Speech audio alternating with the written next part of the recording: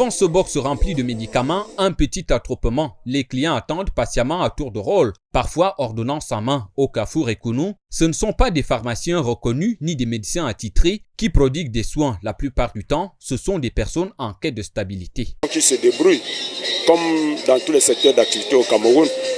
Le Camerounais est laissé pour compte sur le plan de la santé en réalité. Parce qu'on est dans la rue, c'est juste aussi parce qu'on a appris.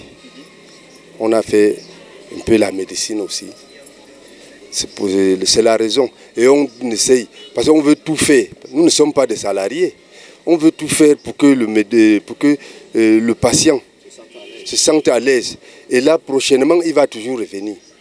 Mais l'activité ici gagne en intensité. Pas besoin de carnet ou d'heures d'attente, juste un échange convivial. C'est la simplicité, la proximité et surtout le prix modique qui attire chaque jour des clients en quête de santé à moindre coût vers ces points de soins improvisés qui prennent racine avec le temps. Je pense qu'il y a plus d'avantages à consommer les médicaments de poteau. Il faut juste que, en allant à l'hôpital parfois, vous voyez, vous n'avez pas, votre budget ne suffit pas.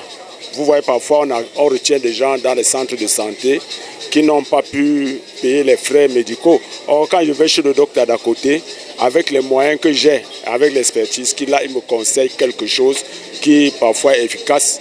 Entre dosage approximatif, médicaments périmés ou contrefaits, infections non diagnostiquées ou mal diagnostiquées, la médecine de la rue peut aussi aggraver les maux qu'elle prétend guérir. Le diagnostic est le point de départ du traitement. Donc quand le diagnostic est raté, que ce soit en route, que ce soit en kiosque ou bien dans un hôpital, quand c'est raté, le patient va souffrir, il va marcher de maison en maison. Malgré les alertes des autorités sur les soins de rue comme un danger à la santé, praticiens et usagers se défendent et expliquent. Vraiment, moi, je m'approvisionne dans la rue. Je ne suis pas sûr que je suis allé à la pharmacie une ou deux fois. Je ne suis pas sûr.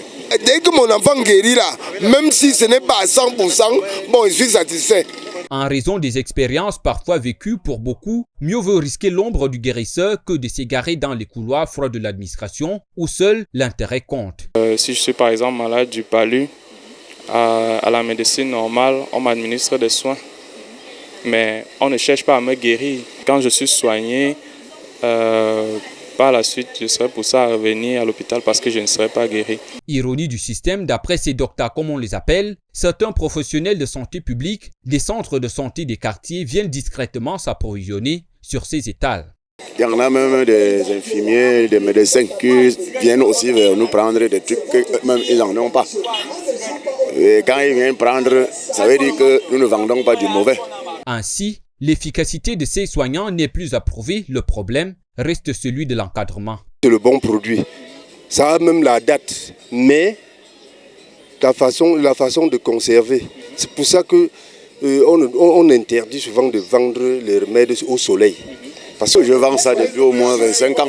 Je suis consommateur moi-même. Mes enfants, tout le monde, toute la famille ici.